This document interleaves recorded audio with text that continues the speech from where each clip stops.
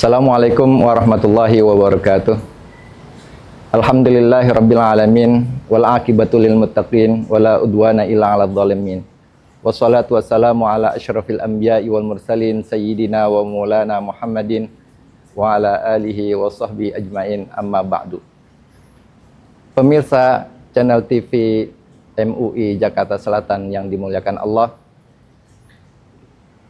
perlu diketahui bahwa orang-orang yang berpuasa, yang telah melaksanakan ibadah, kelak di hari kiamat nanti, dia akan berbahagia, dia akan gembira, dia akan bersuka cita dengan sebab anugerah yang maha luar biasa, yaitu dia dapat memandang dan melihat Allah Subhanahu wa Ta'ala.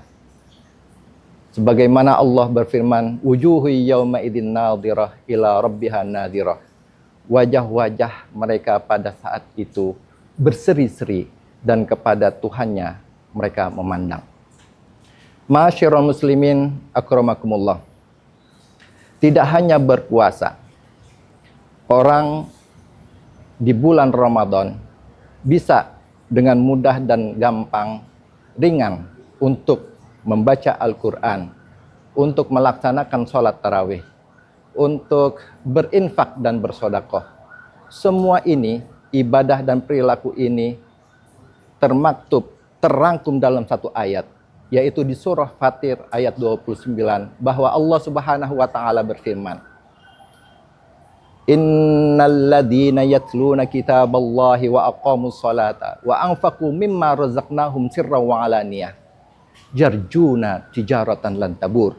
Sesungguhnya orang-orang yang membaca Al-Quran, yang mendirikan sholat, yang menafkahkan atau mendemakan apa yang kami berikan kepada mereka, baik secara diam-diam ataupun secara terang-terangan, mereka ini semua mengharapkan perdagangan yang tidak akan pernah rugi. Ma'asyiral muslimin, a'azzakumullah. Dalam tafsir Ibnu Katsir, di sana ditulis bahwa Ibnu Katsir menyatakan terkait dengan masalah perdagangan yang tidak akan pernah rugi. Beliau menyampaikan pesan, inna kulla tajirin min wara'i tijarah. Sesungguhnya setiap pedagang itu berada di hadapan dagangannya. Innakal yaum min wara'i kulli tijarah. Dan kalian kelak nanti di hari kiamat akan berada di hadapan setiap dagangan-dagangan kalian. Memang ma'asyiral muslimin, Al-Quran seringkali mengungkapkan redaksi atau mengungkapkan hubungan antara Allah dan manusia, antara Allah dan hamba-hambanya dengan redaksi perdagangan. Al-Quran menginginkan manusia itu mau tunduk, mempercayai, dan mau melaksanakan tuntunan-tuntunannya. Karena itu Allah Subhanahu wa Ta'ala di dalam Al-Quran seringkali menggunakan istilah dalam dunia bisnis, seperti perniagaan, seperti perdagangan, kredit, jual beli. Itu dapat kita perhatikan di surah-surah ataupun di ayat-ayat di dalam Al-Quran. Seperti umpamanya di dalam surah As-Saff ayat 10. Allah berfirman, A'udzubillahi minasyaitonirrajim. Ya ayyuhalladzina amanu, hal adullukum ala tijaratin tunjikum min adzabin alim. Wahai orang-orang yang beriman, maukah aku tunjukkan kepada kalian perdagangan atau perniagaan yang dapat menyelamatkan kalian dari api neraka. Di ayat yang lain Allah berfirman, innallaha ashtara minal mu'minina anfusahum wa amwalahum bi anna lahumul jannah. Sesungguhnya Allah membeli dari orang-orang yang beriman harta, membeli diri mereka, membeli harta mereka bahwa mereka itu akan mendapatkan surga.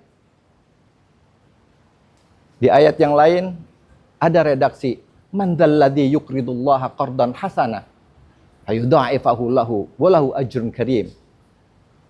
Siapa di antara hamba-hambaku yang mau memberikan aku hutang, kredit, dengan kredit yang baik, maka akan dilipat gandakan untuknya, dan baginya itu pahala yang amat besar. Ma'asyiral muslimin akramakumullah.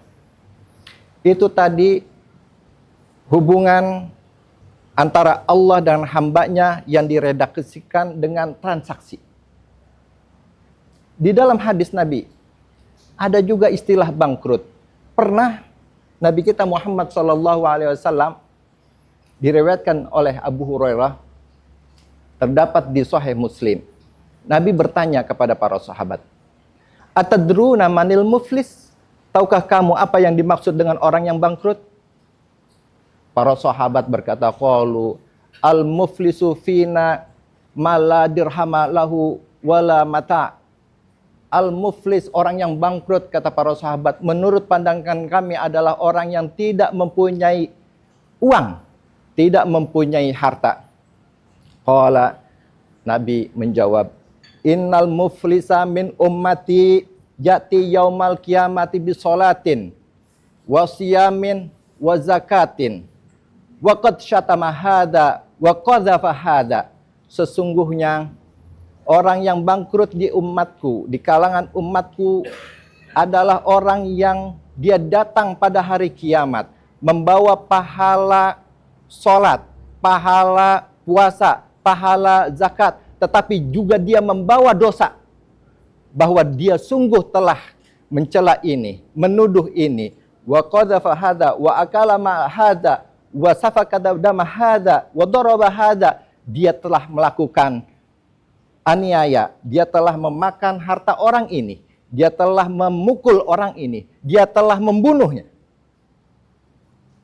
Fayu'ta hada min hasanatih wa hada min hasanatih. Maka orang yang telah dizolimi itu akan diberikan kebaikannya. Orang ini akan diberikan kebaikannya.